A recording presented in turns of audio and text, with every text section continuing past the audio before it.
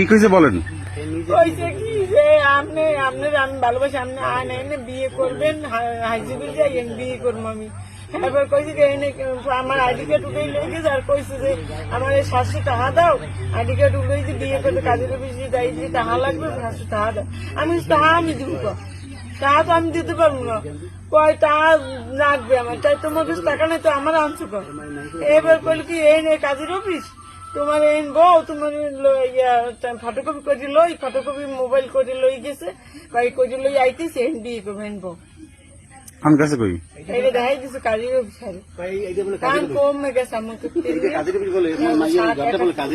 কালো সাদামের পরা, একটা গেঞ্জি গায়ে, গেঞ্জিটা মানে একটা গেঞ্জির প্যান্ট পরন নিয়ে গেছে। কি নিয়ে গেছে? 1000 টাকা নিয়েছে, আর আমার 7000 টাকার মোবাইল নিয়ে গেছে।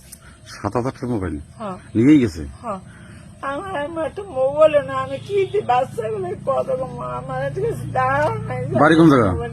বান্ডার দিয়ে, মানারে কোন জায়গা? বান্ডারে মাইলের আছে না, মাইলের বাজারে দেখি ওই যে বাসা। আমার ঘরে একটা টাকা নাই, আমি কি চলবো? বাম যাইতে লাগলাম, আমার ওই দিকে ব্রিজে লাগিয়েছে। ব্রিজে লইছে? আমি কই কি চরখালি যাই গিয়া, যাইয়া আবার সেই বান্ডারি যেমন টাকা গেছে 100 200 যাক